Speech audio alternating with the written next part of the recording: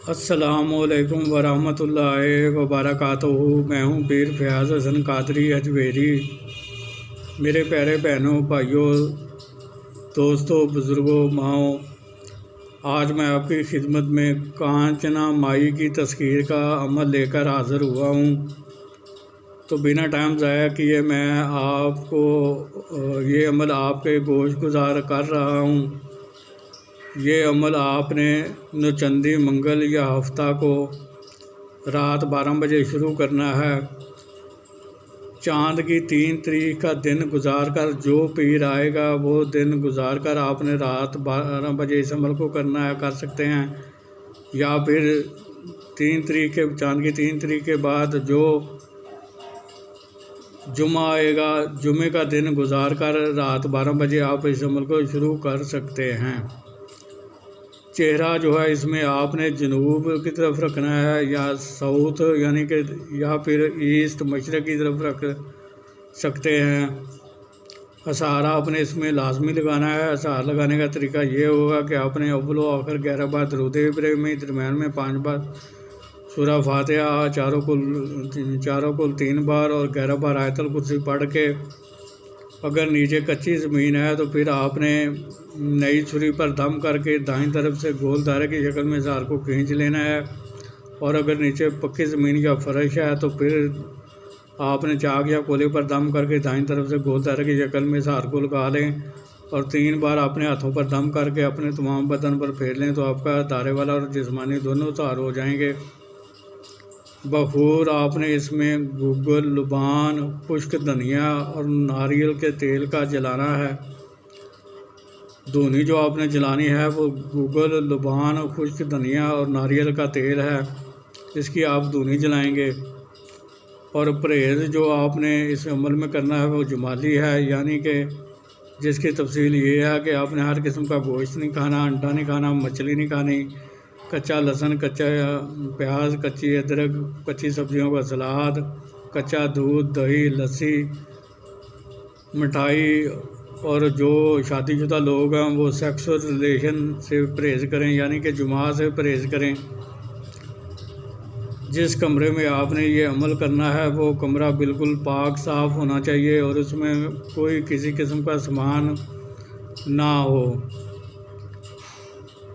अज़ीमत आपको स्क्रीन पर नज़र आ रही है और मैं भी आपको पढ़कर सुना देता हूँ। ओम ऐंग च स्वाहा, ओम ऐंग च स्वाहा, ओम ऐंग च स्वाहा। तो ये अज़ीमत है। इस अज़ीमत को आपने रोज़ाना 1041 बार आपने पढ़ना है।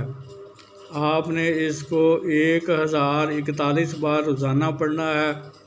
जब आपने पहले दिन इतनी पढ़ ली तो आपका एक दिन का अमल मुकम्मल हो जाएगा।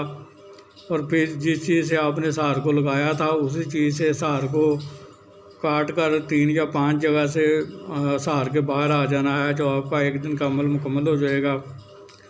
फिर इसी तरीक़ाकार के मुताबिक आपने इस अमल को मुकर्ररा वक्त और मुकर्ररा जगह पर रोज़ाना करना है।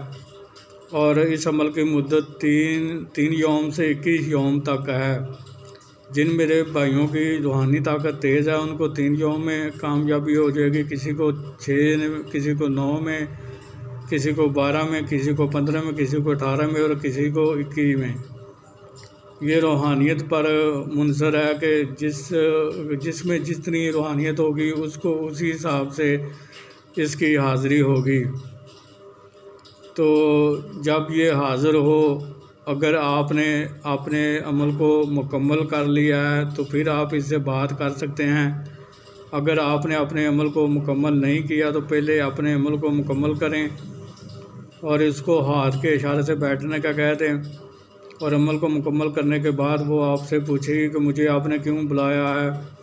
तो आपने कहना है कि मैं चाहता हूँ कि मैं आपके साथ दोस्ती का तलबगार हूँ और मैं चाहता हूँ कि जो दुनियावी काम मैं नहीं कर सकता वो आप मेरे लिए किया करो। तो फिर आपने उससे शर्त लेनी है कि कसम लेनी है कि कसम खाओ जब भी मैं बुलाऊंगा आप आओगे, जिधर भी भेजूंगा आप जाओगी, जो काम भी मैं कहूँगा आप करोगी, मुझे, मेरे बीवी बच्चों को, मेरे रिश्तेदारों को, मेरे रिश्तेदारों को कोई नुकसान नहीं दोगी, और जो काम मैं आपको जो मेरे कारोबार में कोई रुकावट या बंदिश पैदा नहीं करोगी।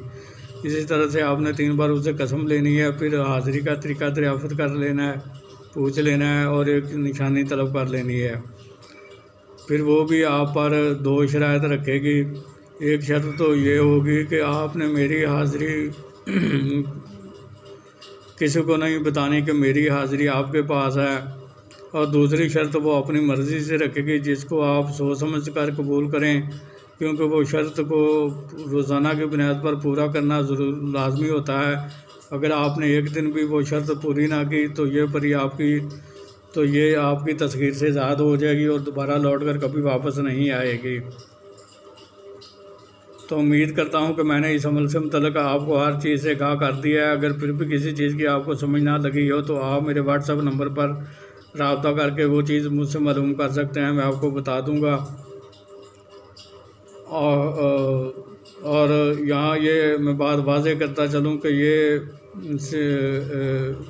दोनों काम करती है, जायज़ काम भी करती है और नाजायज़ काम भी करती है, लेकिन मेरी तरफ से आपको सिर्फ जायज़ काम लेने की इजाज़त है। जो लोग इससे नाजायज़ काम लेंगे वो अपने गुनाह के खुद ज़िम्मेदार होंगे। मैं उससे बरी-ओ-ज़िम्मा हूँ और उनके गुनाह में मैं किसी किस्म का शरीक-ए-कार नहीं बनूँगा। आखिर में ये अपील करता हूँ कि मेरे इस चैनल को सब्सक्राइब करके बेल आइकन के प्रेस को दबा दें, ताकि मेरी आने वाली हर वीडियो आप तक बआसानी पहुँचती रहे, जिसे देखकर आप अपने इल्म में इजाफ़ा कर सकते हैं, अमल करके खुद फ़ायदा हासिल करें और दूसरी मखलूक को फ़ायदा पहुँचाएँ। तो फिर मुलाकात होगी किसी नए अमल के साथ। उस वक्त तक के लिए मुझे इजाज़त दीजिए। अल्लाह ताला आपका और मेरा हामी व नासर हो। अस्सलामु अलैकुम व रहमतुल्लाहि व बरकातुहू।